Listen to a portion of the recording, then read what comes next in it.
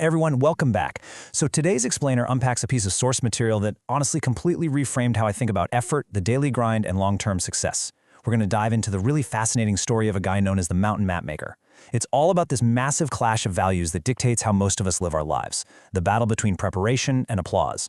This narrative really shifted the way I look at my own habits, and I'm betting it'll do the exact same for you. Let me just start by throwing this riddle your way. What if the thing people laugh at today becomes the very thing that saves them tomorrow? Seriously, let that sink in for a second. You know, in our fast-paced world, it's just so easy to judge what's valuable based on immediate reactions, right? Likes, instant validation, all that stuff. But the source material we're looking at today challenges that entire mindset. It asks us to look at the immense, hidden value of the things that go completely ignored. The text presents this incredibly stark choice, chasing applause versus chasing accuracy. On one side, you have what, well, most people naturally do, chasing the applause. On the other side, we have our subject, Aaron, who was strictly chasing accuracy. Get this, for 30 long years, Aaron climbed mountains that absolutely nobody wanted to climb.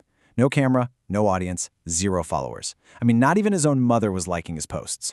All he carried was a notebook, a simple pencil, and an old compass. People thought he was strange, maybe a little obsessed. But he was building something profound, while the rest of the world was just hunting for their next round of applause. Part 1. Chasing accuracy over applause. To really get this mindset, we've got to look back at Aaron's roots near this rugged mountain range. There was this terrifying childhood moment that literally flipped a switch in his mind. Young Aaron watched rescue workers desperately pull a lost, utterly exhausted hiker from the wilderness, and it led to this really profound realization. He realized that nature wasn't dangerous because it was cruel. It was dangerous because people underestimated it. He saw that the mountain wasn't evil, it was just totally unforgiving to the unprepared. So he made a decision right then and there to learn every single trail, hidden shortcut, stream, and safe shelter tucked away in those mountains. When people laughed at him, asking why on earth he'd memorized paths nobody ever uses, Aaron would just smile and say, someone might need them someday. The sheer scale of this unseen effort is wild. Year 1 was his first climb. Fast forward to year 15, and his notebooks had evolved into hundreds of incredibly detailed, hand-drawn maps. Every single weekend, he hiked. While his friends were out partying or relaxing, Aaron was out there spending his weekends measuring dangerous cliffs and cataloging how vital water sources changed after every single season. For 3 decades, he just ground away in the shadows, honoring this promise to finish what he started. And still, almost nobody cared. Part 2. The power of invisible preparation. Eventually, despite being largely ignored, a teacher invited Aaron to speak at a local school. Now, you can totally imagine these students, right? They're sitting at their desks, buzzing, fully expecting these thrilling, high-stakes adventure stories about conquering wild peaks. But Aaron didn't give them some dramatic performance. Instead, he just reached into his pocket, pulled out a simple, standard wooden pencil, held it up, and dropped this absolute gem of wisdom on them. He said, "Preparation is invisible until the day you need it. True readiness doesn't look like an action movie. It looks like a boring pencil or a quiet weekend measuring a cliff. It is entirely invisible right up until the exact second it becomes a matter of life and death."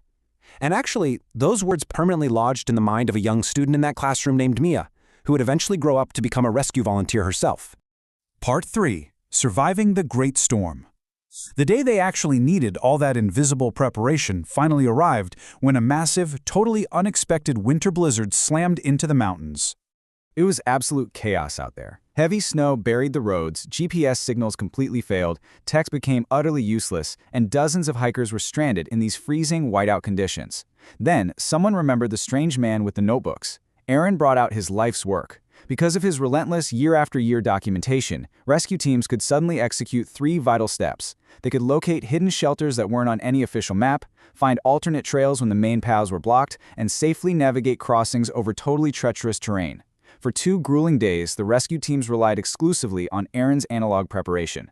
Because of it, every single family was brought home safely. Literally, not a single person was laughing at Aaron anymore. Naturally, the media caught wind of this incredible rescue. News reporters swarmed the outside of Aaron's small cabin. One reporter shoved a microphone toward him and asked, did he always know his work would become this important? Aaron just smiled and said, "No, I simply believed good work is worth doing, even when nobody is watching." He didn't have some grand vision of becoming a hero. He just had an uncompromising standard for his own daily effort, completely independent of an audience.